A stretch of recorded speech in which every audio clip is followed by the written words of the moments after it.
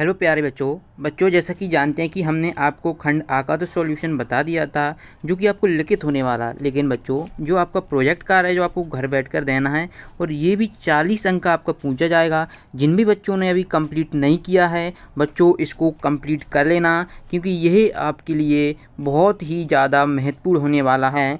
लिखित जो आपका खंड बा रहेगा वो आपका 60 अंक का है, जबकि ये खंड आ जो 60 अंक का रहेगा, जबकि खंड बा है वो आपका 40 अंक का प्रोजेक्ट कार्य रहेगा।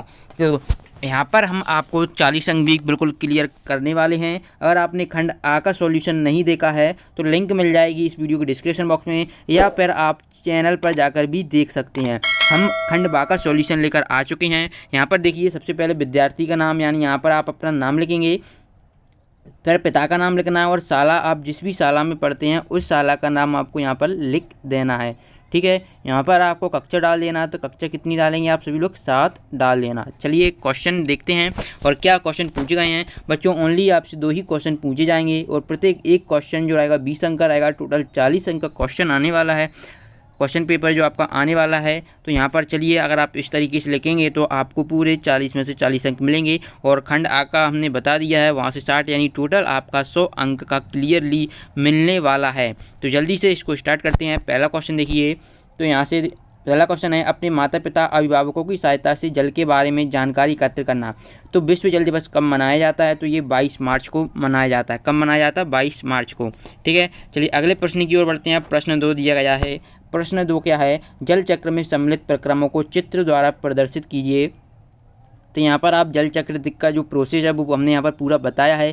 क्या प्रोसेस है? जो देखिए यहाँ पर समुद्र दिख रहा है, ये वाष्पीकरण द्वारा बादल में जाता है। बादल में संघनन, जो सूर्य के प्रकाश की उपस्थिति में संघनन क्रिया होती है ना। तो ये फिर क्या, जो बादल जो रहते हैं वो कहाँ, पहाड़ों से टकराते हैं और वर्षा होती है, और वर्षा होती है तो ये पुनः वहीं धरातल पर पानी आ जाता है। तो इस तरीके से आपको इसका आंसर लिख देना है। तीसरा देखिए, क्या हम भूमि के नीचे से निरंतर जल निकाल सकते हैं? ऐसा करने में भौमजल स्तर पर क्या प्रभाव पड़ेगा? बच्चों इसकी PDF डाउनलोड करना चाहते हैं तो वो लिंक आपको डिस्क्रिप्शन बॉक्स में मिल जाएगी, वहाँ पर जाकर आप पूरा क्वेश्चन पेपर डाउनलोड कर पाएंगे। ओके बच्चों, तो इसका आंसर देख लेते हैं। भूमि के नीचे से निकाले गए भौमजल की पुनः पूर्ति प्रायः वर्षा जल के अवस्त्रवण द्वारा हो जाती है। भौमजल स्तर तक प्रभावित नहीं होता जब तक कि हम केवल उतना ही जल निकालें जितने की प्रकृति में इसकी आवश्यकता है या पूर्ति हो जाती है।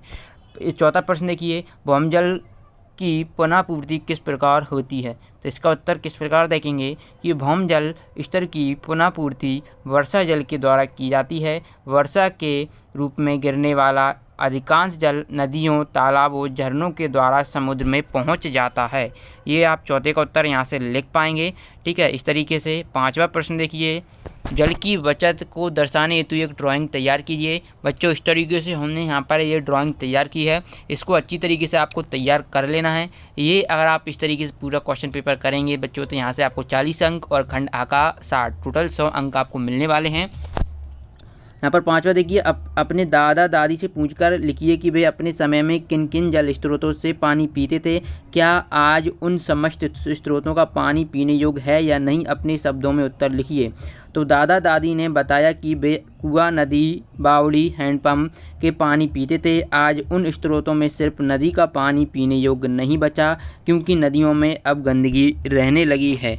बच्चों अगला देखिए प्रश्न 2, जो आप एवं आपके द्वारा कुल विद्युत ऊर्जा की खपत की गणना करना है। आपके घर में आए प्रति माह बिजली बिल एकत्र कर अपने माता पिता या अभिभावकों की सहायता से निम्न तालिका को पूर्ण करना है।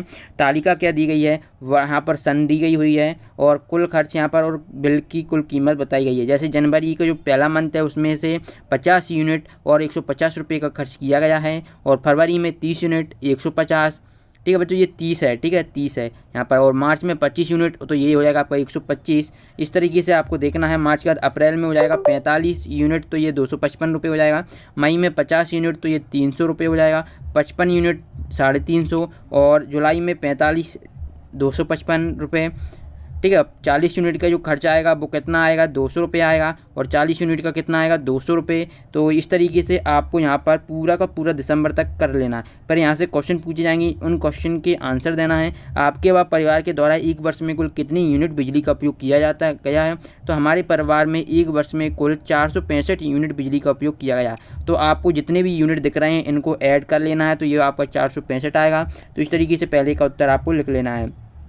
अगला प्रश्न देखिए कि आपके परिवार में जो आपके घर में बिजली की बिल की राशि कम आई है तो वो कौन से महीने में आई है, राशि कम आने का क्या कारण है। तो जनवरी, फरवरी, मार्च, अक्टूबर, नवंबर में बिजली का बिल की राशि कम आई है। अब इन माह में हमने पंखा कूलर नहीं चलाया। इस तरीके से आप इस प्रश्न का उत्तर लिख देंगे। अगला प्रश्न देखिए, किन किन माह में आपके घर में बिजली की राशि कम आई है, राशि कम आने का क्या कारण है। तो मैंने यहाँ पर आपको बता दिया है। अगला देखिए, आपके घर में विद्युत उपकरणों को संचालित करने के लिए क्या क्या अन्य उपकरण प्रयोग कर सकते हैं। तो हमारे घर में विद्युत उपकरणों को संचालित करने के लिए हम सौर ऊर्जा का उपयोग कर सकते हैं।